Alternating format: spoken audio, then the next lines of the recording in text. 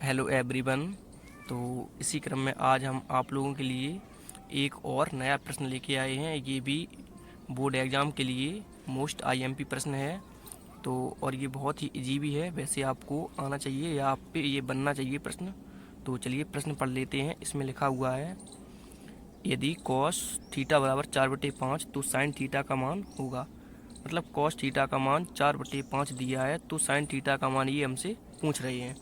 तो बहुत ही प्रश्न है, इसमें आपको ट्रायंगल यानी कि त्रिभुज भी नहीं बनाना है, बस आपको पता होना चाहिए कॉस थीटा बराबर होता है क्या, आधार बटे कर्ण। तो हमें साइन थीटा का मान निकालना है। तो अगर हम समझें यहाँ पे, तो साइन थीटा बराबर होता है लंब बटे कर्ण। तो हमें लंब और कर्ण का मान पता है, तो समझ लीजिए साइन थीटा का मान पता है। तो अगर हम देखें, हमें केवल कर्ण का मान पता है, हमें लंब का मान पता नहीं है। तो लंब का मान हम लोग कैसे निकालेंगे? तो आप कहेंगे कि इसमें सर हमें लंब का मान निकालना है, जबकि हमें आधार और कर्ण का मान पता है। तो हम इसमें पाइथागोरस प्रमेय लगा दें तो हमें किसका मान पता चल जाएगा, लंब का मान पता चल जाएगा। तो चलिए हम लिखते हैं हल। और कॉस थीटा बराबर आधार बट्टे कर्ण दिया गया है, तो कॉस थीटा बराबर आधार बट्टे कर्ण यानी कि 4/5, ये हो गया हमारा आधार, और नीचे क्या दिया है, कर्ण दिया है। तो आप समझ गए होंगे। तो चलिए इसमें पाइथागोरस प्रमेय लगाते हैं। तो लिखते हैं पाइथागोरस प्रमेय से। तो पाइथागोरस प्रमेय हमारी क्या होती है बताइए आप।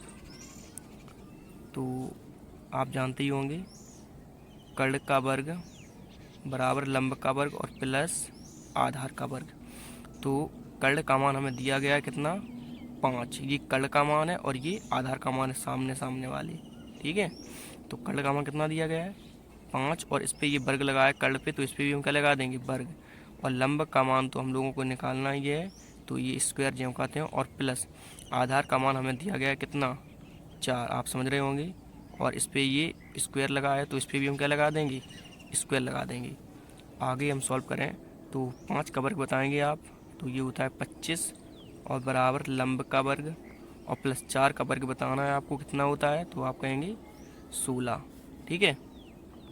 और आगे अब हम 16 का पक्षांतर इस साइड करेंगे, तो प्लस वाली संख्या इस साइड आएगी हमारी, तो किसकी हो जाती है, माइनस की। तो ये 25 पहले ज्यों कहते हो, ये हो जाएगा माइनस के 16, और बराबर कितना, लंब का वर्ग। आप समझ गए होंगे। प्लस वाली संख्या इस साइड आ गई है, तो वो हो गई माइनस की। ठीक है। और आगे देखें हम, 25 में से 16 कम हो जाएंगे तो कितने बचेंगे, 9, और बराबर लंब का वर्ग। आप समझ गए होंगे। या हम इसे लिख सकते हैं, पहले ये वाला मान लिख देते हैं हम, लंब स्क्वायर और बराबर ये वाला मान 9। और आगे अब इस साइड वर्ग है, तो इस साइड वर्गमूल हो जाएगा हमारा। तो लंब बराबर 9 पे क्या हो जाएगा, वर्गमूल।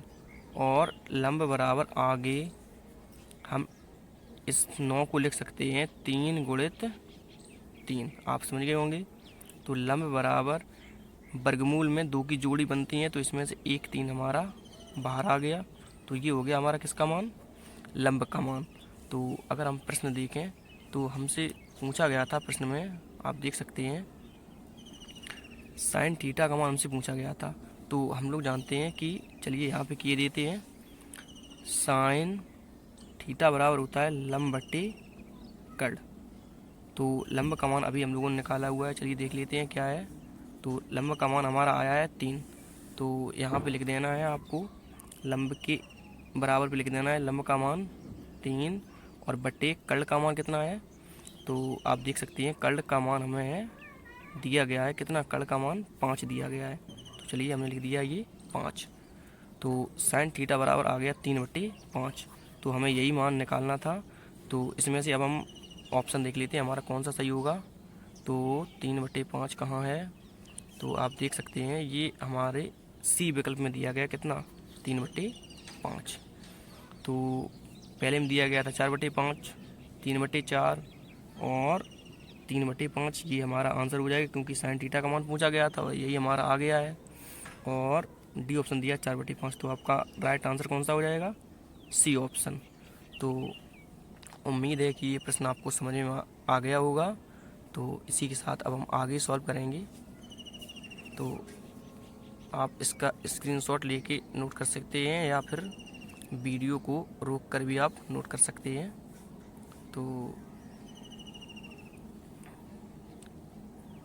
समझ गए होंगे आप।